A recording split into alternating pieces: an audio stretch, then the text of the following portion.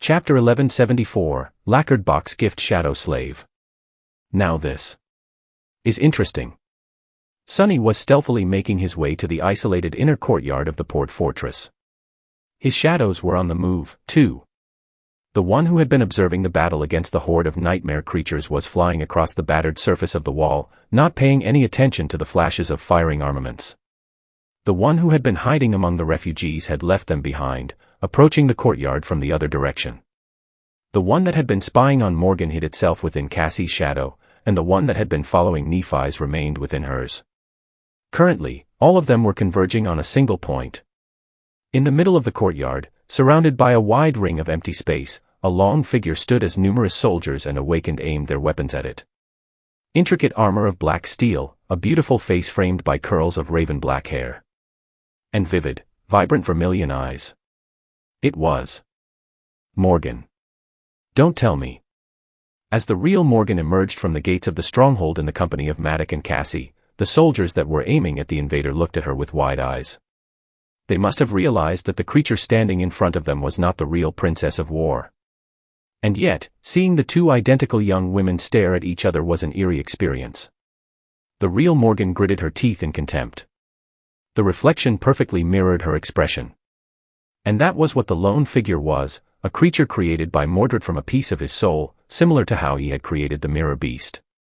The real Morgan's hand rested on the hilt of her sword, but the reflection was holding a black lacquered box in its instead. Despite the hundreds of rifles and enchanted weapons aimed at the mirror creature, it seemed perfectly calm. Nephi's entered the courtyard and stopped, looking at the bizarre scene with a reserved expression. Sonny had appeared from the shadows, too, keeping out of sight as he observed the situation. What is that crazy bastard doing? His gaze slid across the faces of everyone gathered in the courtyard, the mundane soldiers and awakened retainers of valor, a few knights, Nephi's, Cassie, Maddox. Was Mordred among them right now, somewhere, enjoying their reactions? As the reflection tilted its head a little, the real Morgan snarled, "How dare you wear that face, you vile thing?" Her face was a mask of revulsion and fury. This time, the mirror creature failed to reflect her expression. Instead, it smiled pleasantly, then bowed, and gently placed the lacquered box on the ground. Then, the reflection opened its mouth and spoke, its voice indistinguishable from that of Morgan. "A present. For my dear sister." Then, its smile widened a little. "Come. Soon. I missed you a lot." Before Maddox could stop Morgan, she suddenly disappeared from where she had stood. Her speed was too great for the mundane soldiers and the awakened warriors to trace with their naked eyes, but Sonny saw it, a black and red blur that cut across the courtyard, approaching the reflection with the speed of a bullet. He knew better than most how terribly dangerous these creatures were, so Sonny expected to see a tremendously destructive fight. He even prepared to retreat. But, to his surprise, the dire battle never happened. It was not because Morgan revealed one of her hidden trump cards, and neither was it because Maddox intervened. Instead, it was simply because the reflection did not even try to defend itself. It just stood there, smiling pleasantly, as Morgan's sword pierced the breastplate of the black armor and exited from the creature's back. Slowly, a net of thin cracks appeared on the skin of the reflection. Morgan's eyes widened slightly as she watched the perfect copy of her face slowly crumble into a rain of glass shards, which then disappeared without a trace in a flash of silver light. Just like that, one of Mordred's reflections was destroyed. Nevertheless, Sonny's frown only deepened. So, he wanted to deliver a message. What message could it be? Without a doubt, the ability of the reflection to appear in the very heart of one of Valor's strongholds without anyone noticing was a message in and of itself. It was as if Mordred was mocking his family, pointing out that no amount of guards and protections could save them from his wrath. Forcing Morgan to watch herself be destroyed was a message, too. Mordred was hinting that this was her inevitable future. And of course, the actual message was the black lacquered box and the words the reflection had spoken. "A present for my dear sister. Come soon, I missed you a lot." All of it was one immaculate provocation. However, just what was inside the box? As Sonny watched, Morgan sheathed her sword with a dark expression and looked down. Maddox slowly approached, looking at the box with wariness. Cassie and Nephi's got closer, too. Could there be something dangerous inside? Cassie's voice sounded tense. Morgan glanced at her silently, and then leaned forward to pick up the box. It was as if she was trying to show that there was nothing that Mordred could do that she would be afraid of. Without hesitating, she opened the box and looked inside. Morgan's impression subtly changed. The insides of the box were upholstered in red silk, and on that silk rested a human skull. The skull was covered in soot to appear black, and there was a rough hole made in its forehead, as if to resemble a third eye. There was a long moment of silence, and then, Whispering Blade suddenly thrust his hands into the box and picked up the morbid gift that Mordred had left behind. His face was strangely grim. As Maddox studied the skull, Morgan looked at him with a silent question. "What is it?" The saint gritted his teeth. Then, he gently placed the skull back on the red silk and said, "It's Stad. It's Stad's head." Chapter 1175, Demon of Chaos. Like a demon of chaos, Mordred had appeared out of nowhere and thrown everything into utter disarray. Antarctica, which had been like a powder keg for a while now, finally exploded into a conflagration of violence because of the macabre gift that he had delivered to his sister in an elegant lacquered box. Sonny had not realized the full complications of what had transpired in the courtyard of the port fortress until some time later. He knew that Knight Stad was a highly regarded ascendant of Clan Valor who had been entrusted with an extremely important mission in the Dream Realm. So, he simply assumed that Clan Song managed to pull off another victory in the simmering conflict. This was important, of course, but not groundbreaking in and of itself. However, his misconception was corrected by a short message from Jet. "Our colleagues from Ravenheart are mobilizing their forces. They seem pretty angry." He stared at the screen of the communicator for a few moments, frowning. What? Why would Clan Song be preparing to make a big move in a hurry if the death of Knight Stad was a part of their plan? And why would they be angry? Unless, of course, what Mordred had done was not something they expected, or even went directly against their machinations. Sonny's eyes narrowed slightly. Don't tell me. Had Beastmaster, perhaps, received something like that black lacquered box, as well? What the hell is that madman doing? Feeling an ominous premonition, Sonny deactivated the communicator and hastened his steps. He was walking across the inner courtyard where the confrontation between Morgan and the Reflection had happened not too long ago, heading toward the main keep. His shadows were already inside. They were trying to get closer to Morgan, Maddox, Nephi's, and Sir Gilead, who had all gathered for an emergency meeting after the discovery of Stad's skull. Taking a considerable risk, he eventually managed to gain access to their conversation and learn a few more things about what Mordred's message really meant. Sonny's frown deepened. Black Skull Citadel. So, the scouts sent into the Nightmare Desert by Valor had managed to discover a working gateway somewhere in its depths. The clan in possession of a citadel would gain a staggering advantage in the task of reaching the tomb of Ariel, so Morgan and Maddox had put a lot of effort into keeping that information secret. They had even kept reinforcements to a minimum to not risk revealing Knight Stad's location through irregular troop movements. And yet, Mordred had somehow managed to not only learn of the clandestine mission, but also intercept and slaughter the force tasked with capturing the citadel, including the powerful master in charge of it. Which would logically mean that the Black Skull had fallen into Song's hands. However, it had not. That much was apparent from the fact that Song was mobilizing their forces in a great hurry. If Sonny knew of it, then Morgan surely knew as well. So, if neither Valor nor Song controlled the citadel, then who the hell did? The answer was obvious. It was Mordred. Mordred alone. Which might as well have as meant that the Black Skull Citadel was currently empty. No matter how powerful the Prince of Nothing was, a single master was like an ant when compared to the might of a great clan. Even with the divine aspect and his reflections, Mordred was incapable of keeping what he had stolen. Even though he was holding the key to the Nightmare Desert in his hands, he was not strong enough to defend it. So, by delivering Stad's skull to Morgan, he had painted a target on his back. The true meaning of his message was, "Come and get me."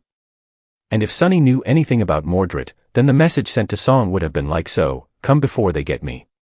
Basically, from the moment the Prince of Nothing revealed that he had usurped the Black Skull, the two great clans were in a race to take it from him first. But why had he done it? There was a pace and cadence to the conflict between Valor and Song. It was a complicated dance that followed a subtle but ruthless logic. Awakened, Masters, and even Saints were like game pieces. By moving pieces around the board, advancing and retreating, both sides were delivering small wounds to the enemy and trying to maneuver into an advantageous position. Currently, the game was nearing the end of its early stage. Both clans were still acting with caution, laying the groundwork for the true assaults that would happen in the future. They were not even done struggling to secure advantages. Mordred's actions had destroyed that pace, and made a mockery of that cadence. He had single-handedly put both sides in a position where they were forced to throw away their carefully prepared plans, abandon caution, and move the timetable of the conflict forward, switching from careful maneuvering to an all-out war. Clan Song was mobilizing their forces. And because they were, Clan Valor would move, as well. Awakened, Masters, and even Saints, all of them were going to be sent on the battlefield to secure the Black Skull, which was free for the taking. Provided that you got to it first. Sunny did not know which Nightmare Gate led to the area where the Citadel was located, but it would soon become the most dangerous place in all of East Antarctica. And maybe even the whole world. That crazy bastard. He was honestly a little shaken by the magnitude of the consequences that Mordred's brazen stunt had caused. The whole landscape of the conflict between Valor and Song had suddenly and drastically changed. That dire change was so fundamental that it was hard to conceive of its true scope, let alone calculate what would happen as a result. The sudden nature of it all was quietly overwhelming. Sunny entered the keep of the port fortress and took a few deep breaths. While the shift in the nature of the conflict that Mordred had caused was startling, strictly speaking, it was not necessarily a bad thing. Sure, it could end up being catastrophic, but it could also end up being a blessing in disguise. There were many factors to consider, but as far as Sunny was concerned, one was the most important. Where the damned Nightmare Gate was located.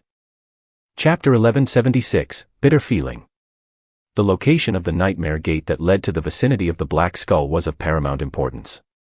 Currently, no one except for Mordred was anchored to the gateway of the Citadel, so that Nightmare Gate was still the only feasible way to reach it. If it was located in the wilderness of East Antarctica, the battle between the two great clans was going to happen far away from the siege capitals and the civilian population. If it was inside a city, though. Think rationally. Sunny walked through the corridors of the fortress as he analyzed the situation. If the Nightmare Gate was located inside a siege capital, then there wasn't much he could do. The lives of countless civilians would be put in mortal danger, or maybe even snuffed out directly. The best Sunny could manage was to try mitigating the damage, somehow. If it was somewhere in the wilderness, however, then he did not have to do anything. His problems would just solve themselves. Valor and Song were welcome to slaughter each other as much as they wanted. Wrong. Thinking that way was short-sighted. Sure, the great clans were a bunch of hateful jerks, but they were also responsible for defending a vast portion of East Antarctica, albeit simply to keep up appearances. Their power was especially important when dealing with high-value targets like Titans, since 6 out of the 7 saints present on the continent belonged to the domains. What would happen if all of them just went and killed each other? Nothing good. Countless refugees had already been evacuated, but millions more remained. If only the evacuation army had been given a few more months, enough for the Legion of Sleepers to undergo awakening, things would have been different. But Mordred, the damned lunatic, had made that impossible. So, the power of the great clans was still too important. Sunny felt sick to his stomach. He was deeply unhappy about the fact that, while the great clans were odious, they were also needed. They were like a necessary evil. Thinking that way made him feel dirty. It felt like he was making compromises. Was that how Wake of Ruin and the rest of the government felt? Forget about it. So what the hell do I do? It seemed that, thanks to Mordred, a bloody and destructive all-out battle between the forces of Valor and Song was now both close and inevitable. They could entirely obliterate each other, which would be the worst outcome, since there would be no one left to continue defending the refugees from the myriads of nightmare creatures roaming the continent. Therefore, there was only one way for him to achieve the best outcome. If there was no way to prevent the battle, he had to do everything in his power to help one side achieve victory. And not any kind of victory, at that. A Pyrrhic one would be no different from mutual destruction. Only an overwhelming victory would minimize the losses of one of the sides, thus leaving enough fighters alive to make a difference in the evacuation effort. Wait. Sonny suddenly froze, growing even more pale than usual. His eyes widened. His hands trembled. Then, slowly, a smile that seemed more than a little mad appeared on his face. Through the shadow that was hiding in the sealed strategy room, he looked at someone who stood there, silently listening to what Morgan was saying. A young woman with silver hair and cold gray eyes, clad in an intricate armor of black steel. He looked at Nephi's. Sonny slowly exhaled. Was that what you meant? Was it not exactly what she had told him a lifetime ago, during the opulent ball of the great clan Valor? That he would follow her not because she had ordered him to, but because he wanted to. With a smile on his face. That their fates were intertwined. On that day, Sonny had rejected Nephi's and refused to follow her into the embrace of Clan Valor. Instead, he enlisted in the 1st Evacuation Army and left for Antarctica. So much had happened since then. And yet, here he was, planning to fight side by side with her under the banner of the great Clan Valor, helping them in their sinful war against the great Clan Song. Entirely of his own accord. Sonny reached with one hand and touched his neck, as if checking to see if there was a slave collar on it. What is this bitter feeling? A hollow laugh escaped from his lips. After a few moments, Sonny shook his head and continued on his way. It doesn't matter, anyway. Sure, he felt bitterly reluctant to prove Neph right. But wouldn't it be pathetically childish, to throw a tantrum and change his decision just because his pride was hurt? Since when did he have pride, anyway? Whether he liked it or not, making sure that as many civilians as possible survived the chain of nightmares was indeed what he wished for. So, if Sonny had to help Clan Valor battle Clan Song to achieve that goal, that was what he would do. There was the possibility of helping Song defeat Valor instead, too. As far as he was concerned, one was just as vile as the other, so it made no difference to Sonny which side he would end up supporting. However, he was already integrated into the Valor force to some extent, which was convenient. Nephi's, Cassie, and the Fire Keepers were also here, so going to the other side meant potentially causing their deaths. Directly or indirectly, that was not something Sonny wanted or was willing to do. Which meant that he was stuck with Valor. Of course, it was highly questionable if his involvement would even make a difference. But he had to at least try. He had to try his best. Sonny moved through the port fortress, which was slowly becoming filled with noise. There was a strange smile on his face. Ain't it funny? He was suddenly sad that the sin of Solace was not there to appreciate the joke.